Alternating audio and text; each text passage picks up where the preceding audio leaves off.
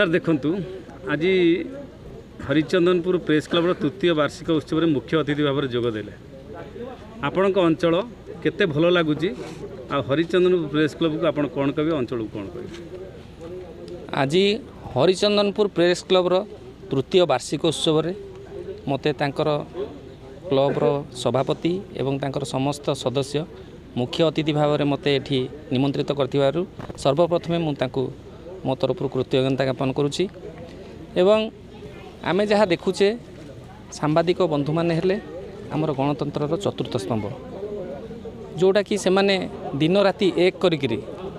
लोक मानकर साहाय्य तांकु जो सुविधा असुविधा रे साहाय्य करुचंती से माने निज जीवन को बाजी लगे दे माने एमतिया कि बहुत सांबादिक मानकु केतबेले धमका चमका डर मरणांतक आक्रमण मध्य होउची ताकु भ्रुक्षेप न करिकिरी लोक मानकु से मानकर मौलिक सुविधा पाइबारे से माने साहाय्य सहयोग करचंती। अन्याय अत्याचार दुर्नीति भ्रष्टाचार रु लोक मानकु तांकु सेतिर उद्धार करिकिरी तांकर काम रे से माने साहाय्य सहयोग करुचंती। एवं आगामी दिन रे मध्य तांकर एई कार्य किपरि जारी रहिबो तेनकरी तांकु मध्य मु उत्साहित करुची से माने निर्भय रे पूरा लोकंक पई ही काम करंतु। एवं एई जो अंचल रे हमर हरिचंदनपुर अंचल रे माने जोठी दुर्गम अंचल हला कि बहुत जगह को जमती मौलिक सुविधा पाइबार लोक वंचित अछंती तार समस्या गुड़ी को से माने आलोकपात करैबा द्वारा जोटा कि मु विधायक हिसाब से जानी पारिबी कोठी कोन सुविधा असुविधा रहिला एवं परवर्ती समय रे से अंचलर विकास पई मु पर्यायक्रमे सेठी केमतिया तार समस्यार समाधान हो पारिबो सेति प्रति मु पदक्षेप नेबी।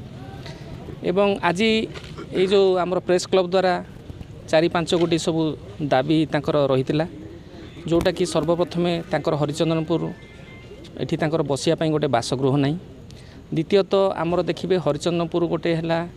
आमर तारिणी को पाखक दर्शन करिया पई जिबा पई हेले एठी आमर ट्रेन रो सुविधा अछि हरिचंदनपुर ओल्हेबे कि कटक भुवनेश्वर जी भी आसबे डुबुरी पटे देखि सब एई रास्ता देखि जिबे एठी गोटे माने यात्री मानकर आश्रयस्थल बा विश्राम नबा पई गोटे आईबीटे नाही सेटा गोटे दाबी रही। आगामी दिन में सेटा केमती हो पार से प्रति मु चेष्टित रही।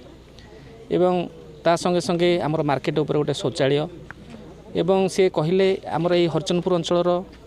पाखापाखि 42 गाँव को सबुदिनिया यातायात करने रास्ता नहीं। एवं आमर मुख्य समस्या है ये तेलकोई निर्वाचन मंडल जोटा कि हरिचंदनपुर तेलकोई पर्यंत जोटा आमर रहा मुख्य रास्ता मुख्य मेरुदंड बोली आम कहुचे सबुदिनिया जावासवा करने गोटे आमर पीडब्ल्यूडी रास्ता नहीं। एणुक केवल जे एठिकार जनसाधारण असुविधा भोग कर नुहे से रास्त बहुत समय गमनागमन करुँच असुविधार सम्मुखीन होती से नजर देवी। एवं गोटे कथा रहा आम राजनैतिक स्तर में आम सब सांबादिक बंधु मानक आम साहाय्य करूँ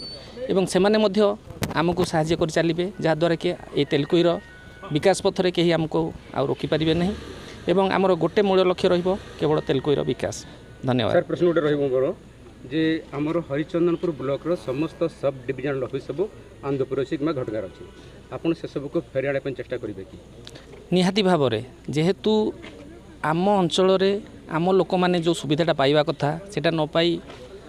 निकटस्थ अन्य निर्वाचन